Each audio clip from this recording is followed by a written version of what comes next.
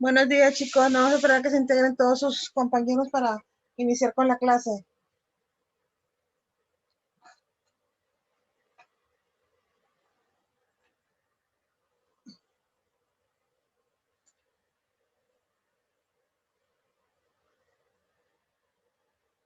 ¿Ya vienes así?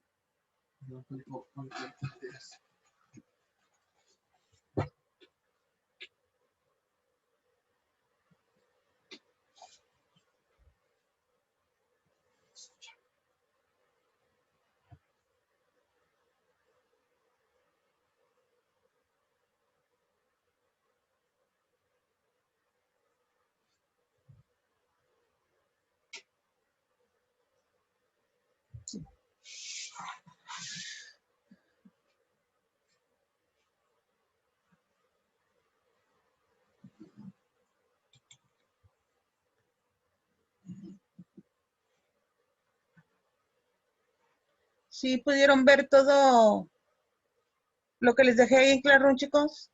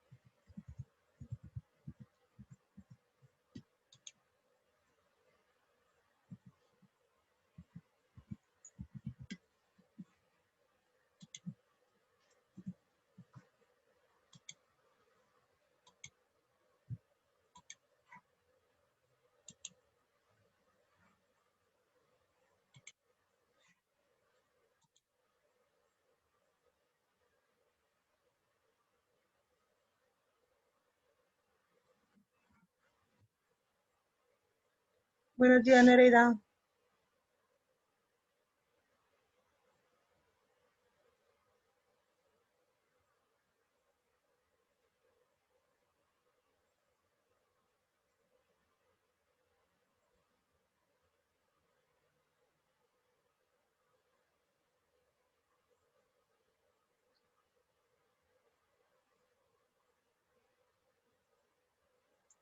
Ok, chicos, 2 minutos más inicio con la clase porque sus compañeros ya se tardaron bastante.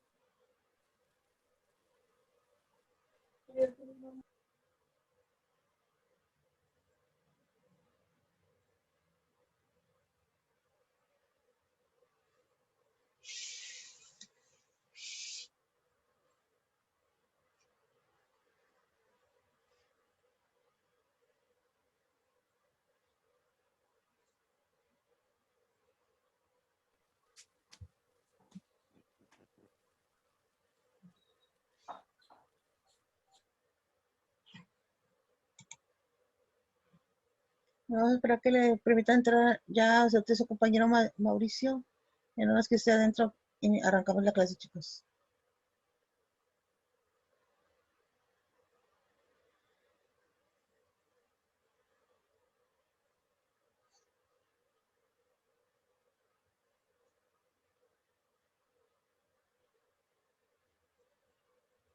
Les voy a pedir por favor que cuando pasen a poner presente a Classroom, pongan su nombre completo, su correo institucional y su WhatsApp, por favor. ¿Y de dónde son? ¿De qué campus son?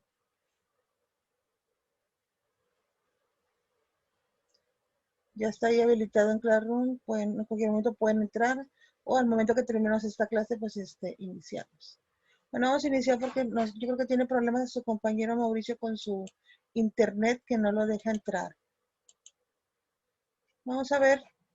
¿Sí pueden ver bien en pantalla, chicos?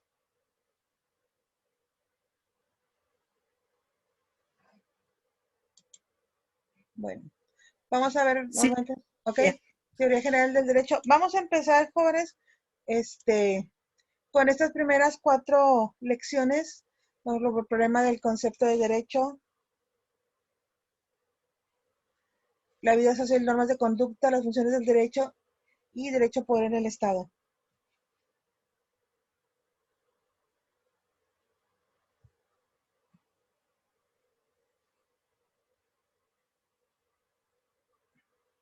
Esta es la unidad didáctica 1. Eso ya les...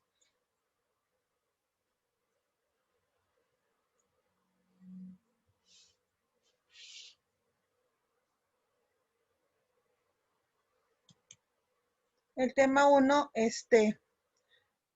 nos habla del problema dedicado al problema del concepto de derecho. Aquí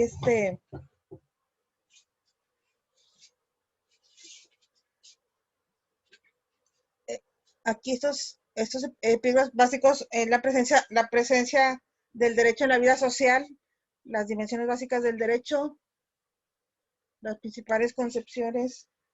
A ver, déjame admitir a su compañero nuevamente que no me da oportunidad a entrar, pero bueno. Ok, continuamos.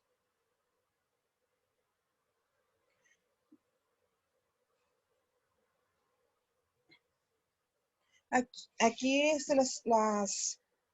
para explicar el concepto jurídico en sus etapas, en las dimensiones básicas del derecho, las principales concepciones. A ver, déjame ver quién sigue entrando. Sigue siendo su compañero, no sé qué pasa.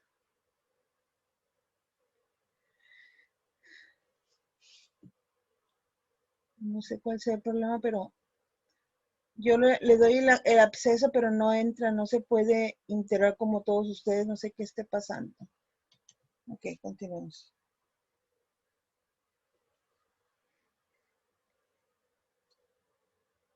En la actualidad, para explicar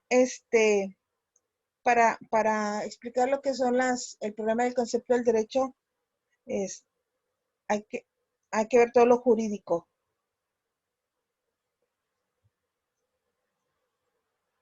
La presencia de la vida en la vida social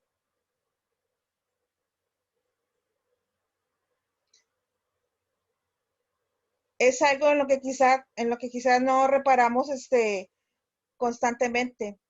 Pero pues si ponemos un poquito de atención, podemos ver que los actos jurídicos, podemos decir que nuestra vida está rodeada por el derecho.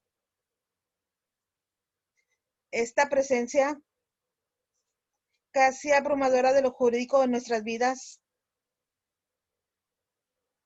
que ya decimos que se puede comprobar tanto por la enorme cantidad de contratos que celebramos cada día, cuando tomamos, por ejemplo, un medio de transporte público o cuando compramos los alimentos imprescindibles o cuando tenemos alguna actuación con algún servidor público o algún fedatario público, como puede ser el caso de comprar una casa o de vender nosotros algún bien inmueble.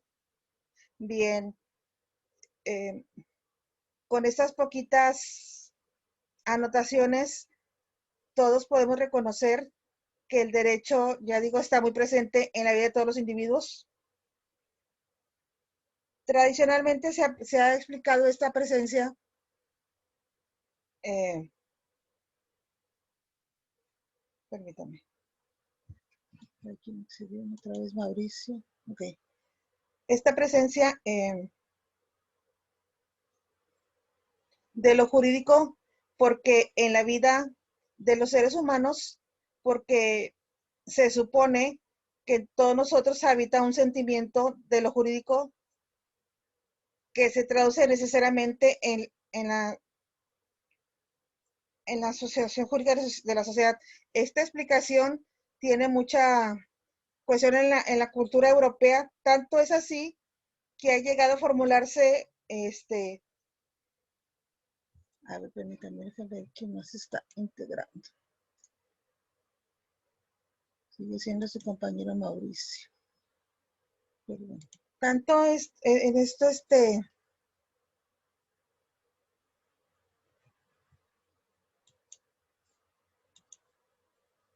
perdón.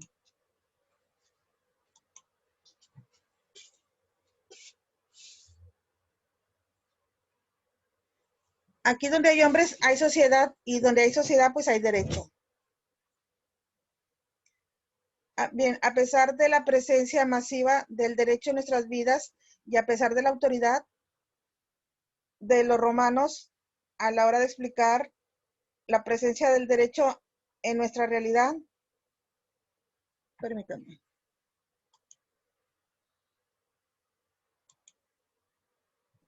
Disculpe, hay una compañerita que se llama Lupita que dice que no le presenta ningún link el Classroom. Así me presentó esa falla a mí, le volví a cargar y ya me arrojó un Classroom. Ya le pasé la nota a ver si lo puede realizar y conectarse. Ok, Gracias. igual también, a ver, ¿es Carla? Ya volvió a entrar, ya lo metí. Es la Ah, compañera, ok. sí, porque su compañero Edras me está mandando que lo admita, yo le doy el acceso, pero no puede entrar. Yo pienso que debe ser el internet de él. Sí, Sí, debe ser el internet. También la clase pasada mi compañera Juanita decía y al final leí los comentarios de que le permitiera el acceso. sí, o sea, yo sí le permito el acceso, pero yo pienso que es su internet quien no le está permitiendo entrar. Porque mire, Carla Sí, ya entró, Alonso acaba de entrar y entró, o sea, yo les permito el acceso, pero yo siento que es el internet de él que no lo deja avanzar. sí, debe de ser el internet. Sí, igual ustedes lo tienen ahí en el chat, dígale que por favor pues que es internet que no, o sea, yo lo estoy aceptando, pero no entra. Sí, les voy a poner el comentario. Gracias, Sí, Lick. no de nada. Bueno, vamos a continuar. Hay que cuidar de lo jurídico en la organización social, puede ser resultado de distintas ideologías sobre qué es el derecho y que hay que tenerlas en cuenta para no caer en una presente naturalidad de lo jurídico. Esas ideologías, desde luego, no es el momento en esa elección para abordarlas de manera exhaustiva y por lo tanto quedarán simplemente nombradas y además no de manera exhaustiva. Solo se van a nombrar dos de esas posibles ideologías de lo jurídico que den lo jurídico constantemente presente en la vida de los individuos. Esas dos ideologías son, en primer lugar, aquellas que buscan un sustrato jurídico, un sustrato legal a cualquier modo de los seres humanos, o bien aquellas que quieren ver como ya jurídicos modos de relación en los que nos parece autoridad alguna para rechazar así la instancia de la autoridad política en lo derecho. Bien, déjame ver quién sigue entrando.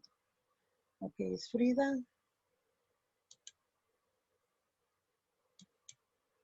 Otra vez Mauricio, que no lo deja entrar. Bien.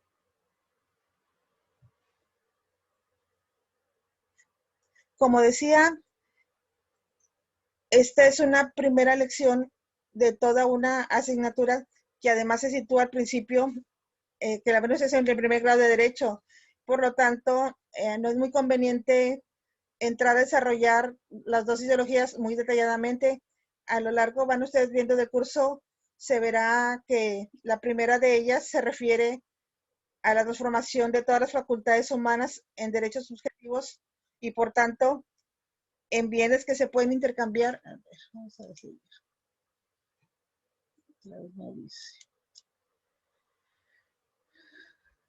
Y seguimos igual por el problema. Sigue siendo que no puede entrar, pero bueno.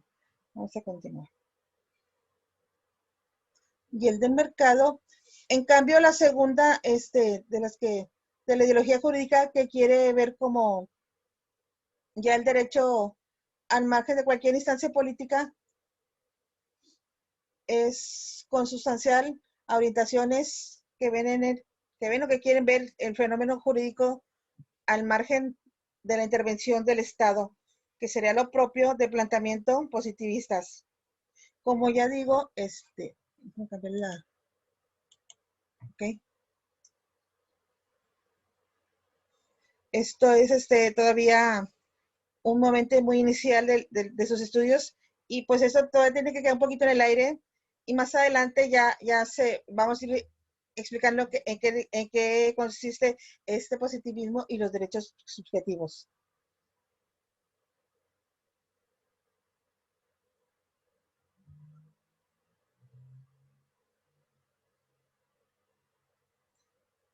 Continuando con la cuestión de la presencia del derecho en la vida social, decía al principio que esta presencia resulta a veces explicada por la presencia de un sentimiento dentro de lo jurídico que se ha plasmado en el derecho. Sin embargo, hay que ser muy cautos a la hora de considerar las realidades. Vamos a ver. Otra vez, Mauricio.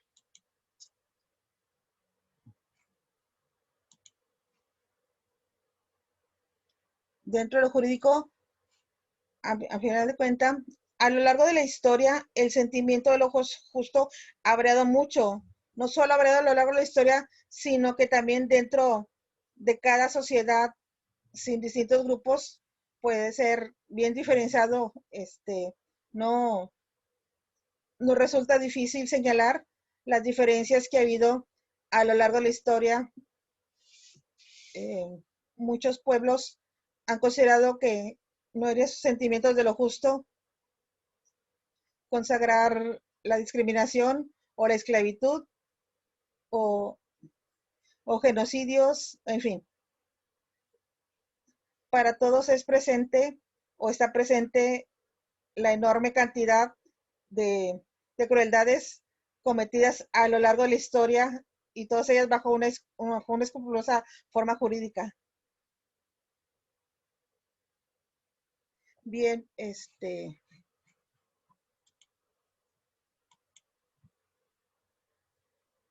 segundo punto de esta lección señala a la polisemia del término derecho. Porque se preguntan, llamamos la atención sobre la polisemia de este término, muy bien, porque es esta palabra la que necesitamos definir para hallar, como dice el encabezamiento general, un concepto del derecho. El concepto nos va a decir qué es lo que pertenece a esa área de la realidad y qué otros fenómenos son realidades que pueden considerarse cercanas, en cambio no son jurídicas. Pues bien, el hecho que comentaba antes, es decir, que el término derecho es un término polisémico, introduce dificultades a la hora de establecer con claridad para todos qué es y qué no es derecho. Bien, decía que este término tiene distintos significados y espero así porque se refiere a realidades distintas. Estas circunstancias que un mismo término se refiera a diferentes realidades. A ver, permítanme. Vamos a ver si ya puede entrar Mauricio, ya no nos esté. Ok.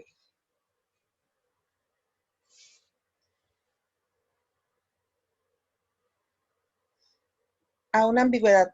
Una ambigüedad que se sustancia en 4 significados básicos del término derecho.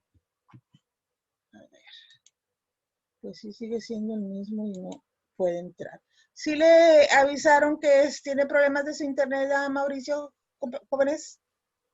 Sí, maestra, les comenté ahorita. Ok, porque igual es el que está. No sé si ustedes escuchan un timbre que se oye, es donde está tratando de entrar. Yo lo estoy aceptando, pero no, pues no sé por qué no puede entrar. Volvemos a lo mismo, yo digo que es su computadora, pero bueno, continuamos. Voy a tratar de salirme un momento para ver si puedo copiar el link y ponerlo en el grupo en el WhatsApp. Ok. Gracias, maestra. Sí, de nada. Esos significados básicos del derecho objetivo, derecho subjetivo, derecho como objeto de ciencia y derecho como sinónimo de justicia. En las explicaciones de cualquier libro de texto de esta asignatura se explica con bastante, o sea, de manera bastante formalizada esas diferencias. Aquí solamente les voy a señalar que el derecho objetivo se entiende que son los mandatos a los cuales, perdón, a los cuales se atribuye la condición de jurídico. El derecho subjetivo son las facultades o poderes otorgados por el derecho objetivo.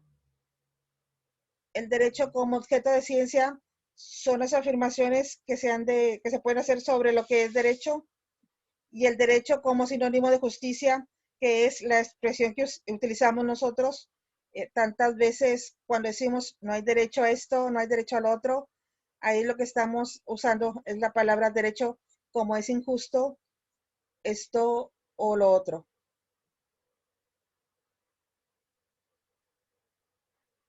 Pues bien, como decía, la palabra derecho genera ambigüedad y esto es preciso corregirlo a la hora de utilizar ese término. Para corregirlo se suele decir que, que la vía adecuada es hallar el significado más propio del término y desde ahí referirlo a propósito de ese significado más propio, referir el resto de los significados. Se suele decir también que dentro de la cultura jurídica actual, el significado más propio de derecho es el de norma jurídica. Sin embargo, si tenemos presente lo que ha sido la historia de la reflexión sobre el derecho, vemos que si bien se puede ser significado más propio en la actualidad, no es el significado más propio en general. Eh, y esto nos lleva a pensar que esa condición de significado más propio es simplemente resultado de la perspectiva de la ideología jurídica desde la cual se mira el derecho. Por tanto, puede ser útil para determinar cuál es el significado del término derecho que queremos utilizar en lugar de referirnos al supuesto sentido más propio, que como digo siempre es producto de la ideología jurídica de la cual analizamos pues ver cuál es el significado que resulta del contexto. El contexto nos va a dar con más precisión, con completa seguridad, cuál es el significado que le estamos atribuyendo en ese momento al término derecho, sin que eso lleve aparejado una decisión no explícita sobre nuestra ideología jurídica, que como veremos más adelante, se sustancia básicamente en dos planteamientos que ahora adelanto, que son los planteamientos naturalistas y los planteamientos positivistas. Pero como ya digo, esto lo vamos a ver más tarde.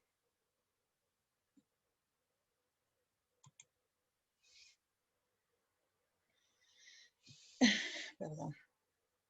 Decía también que eh, la historia de la reflexión sobre el derecho, en la historia del derecho mismo, ha mostrado distintos significados del término y también nos ha mostrado distintas dimensiones.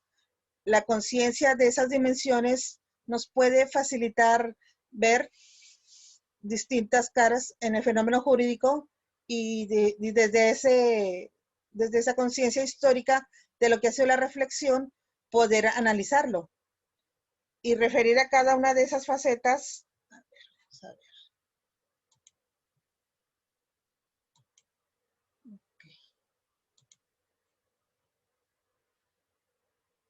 Las distintas opiniones o distintos juicios o distintas maneras de analizar análisis del derecho que vayamos utilizando.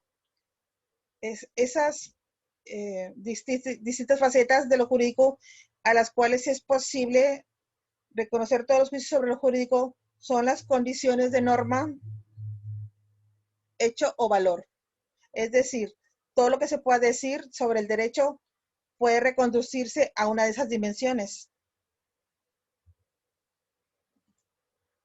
Bien, la dimensión normativa, que además se refiere a validez. ¿Qué significa la dimensión normativa? En ella, el derecho nos va a aparecer compuesto de normas. Las normas son expresiones de debe ser. Las expresiones de debe ser no pertenecen solo al ámbito de lo jurídico, también pertenecen al ámbito moral o al ámbito sociales. Y más adelante también veremos las diferencias con las normas de estos ámbitos. Pues bien, decía que dentro de la dimensión normativa, el derecho está compuesto de normas, perdón. Y la pregunta por la existencia de una norma desde esta perspectiva, cuando una norma se puede decir que existe, significa preguntar por la validez de esa norma.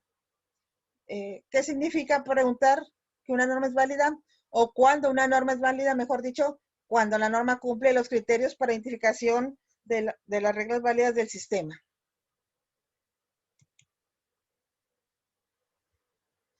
Es decir, cuando cumple la regla de reconocimiento de ese sistema.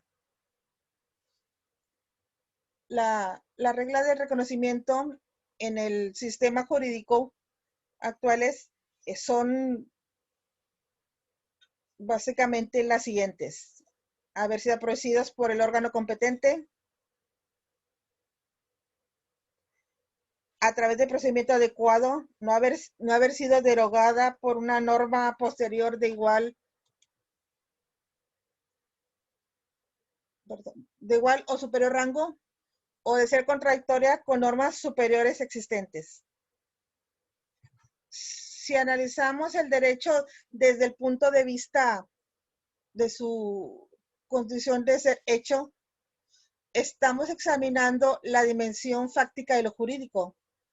Los juicios sobre la existencia del derecho desde la perspectiva fáctica son juicios sobre su eficacia. Bien. Desde esta perspectiva, el derecho es un hecho social, y este derecho proporciona a la sociedad orden, así como unas causas para la interacción entre los individuos y los poderes públicos y privados. Esos causas que hacen posible alcanzar unos fines y así los legitiman e impiden o tratan de impedir alcanzar otros, así quedan desvalorizados.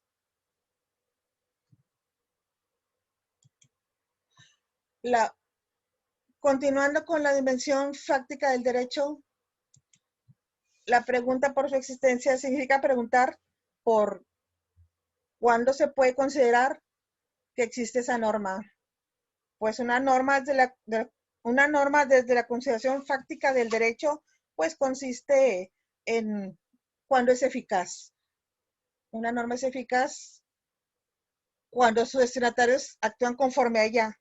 Es decir, cuando los individuos actúan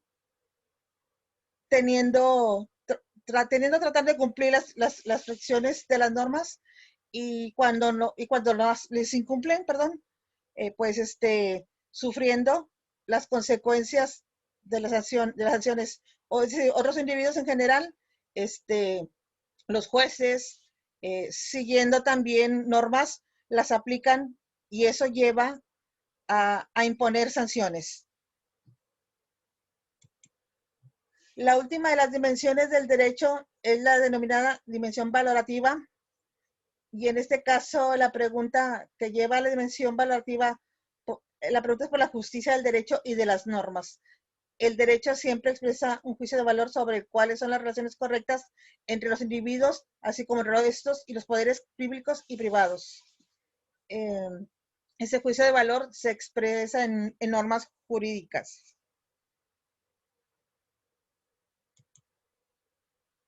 Decía antes que la pregunta de la dimensión es la pregunta por la justicia de las normas y del derecho.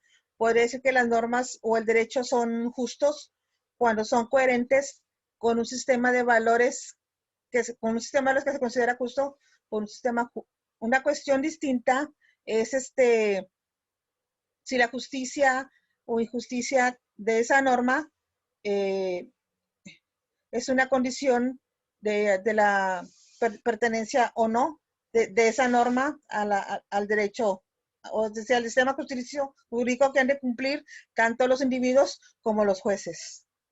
También sobre esta cuestión, vamos a verlo más adelante.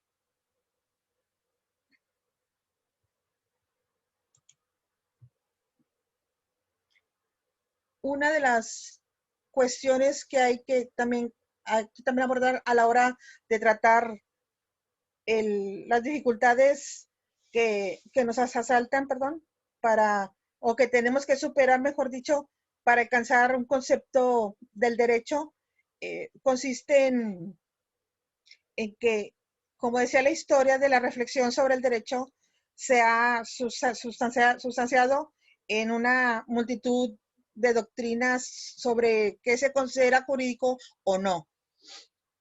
Pues bien, esas doctrinas, igual que facilitan definir lo jurídico, cada una lleva su propio concepto, también lo dificultan porque son doctrinas en conflicto entre sí.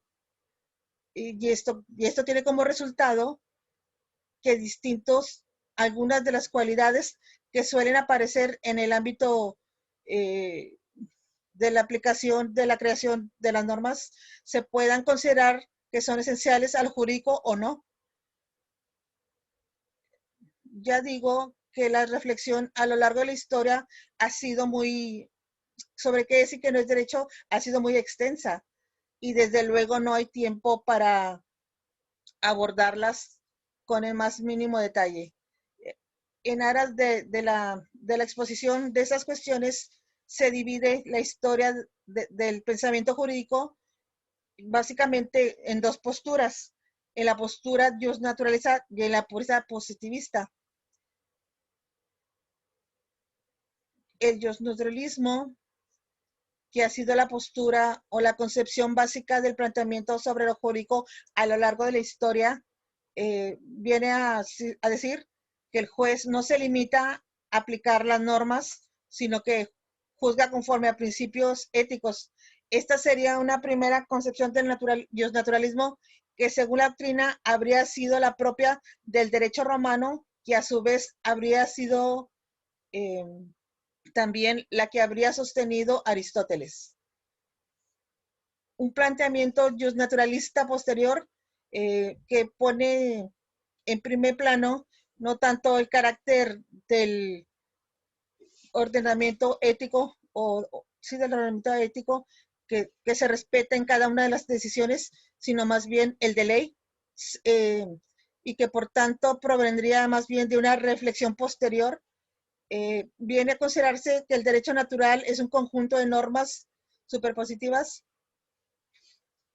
Esta consideración se articula a su vez en tres posibilidades distintas, es decir, esas normas suprapositivas crearían o serían expresión de un orden natural, de un orden racional, perdón, o bien serían mandatos cuya bondad y racionalidad es resultado de ser producto de la voluntad divina, o bien conjunto de normas lo que hacen es facilitar la existencia de unos derechos subjetivos. Vamos a ver, ahí está, ya vamos a entrar.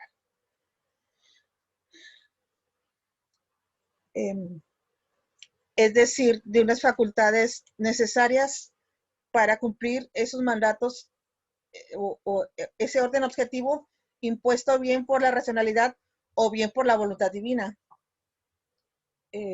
Esta última consideración del justnaturalismo, la que está relacionada con los derechos subjetivos, bien puede conectarse con las otras dos, pero su preponderancia se alcanza cuando digamos que se eclipsa la importancia del carácter del mandato de orden racional del naturalismo y se pone en primer plano su aspecto subjetivo, es decir, las cualidades que tienen los hombres o los seres humanos para cumplir con sus obligaciones.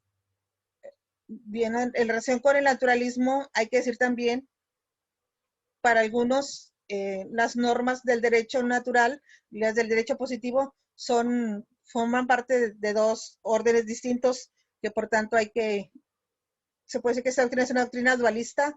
En cambio, otros consideran que el justnaturalismo es una doctrina monista. Es decir, derecho positivo, derecho natural forman único ordenamiento en el cual las normas del derecho positivo que no son conformes al derecho natural no son normas, por tanto no hay que aplicarlas. El otro gran planteamiento sobre el derecho es el positivismo.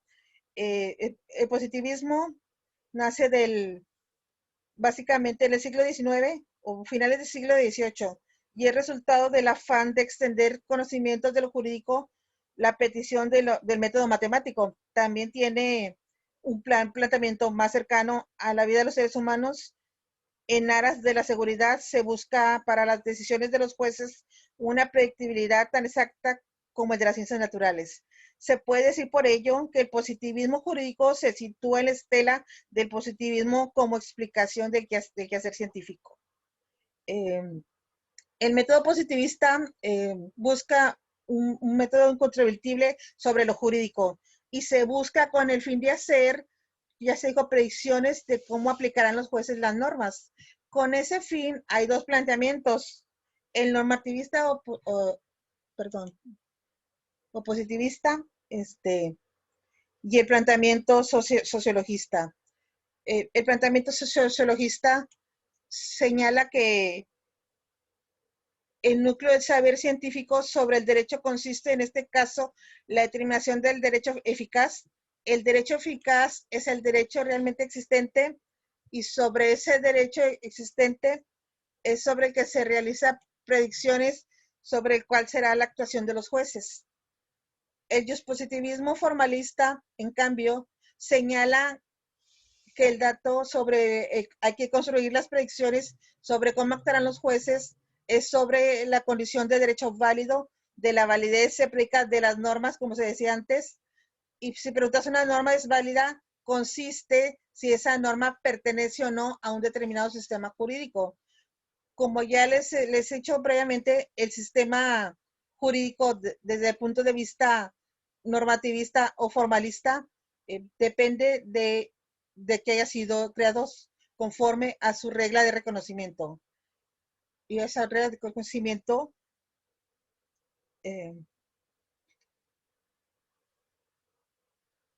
la trataré más tarde. Ahora lo que conviene señalar es que el derecho desde un punto de vista formalista se compone exclusivamente de reglas, es un hecho social histórico y convencional, y derecho moral son realidades independientes.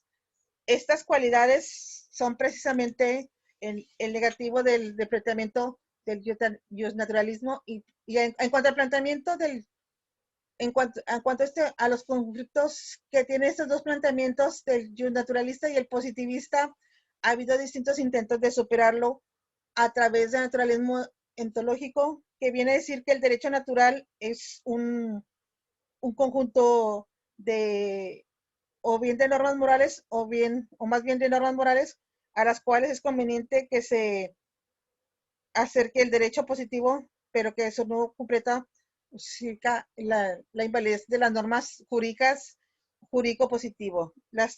A ver, chicos, nos queda menos de un minuto.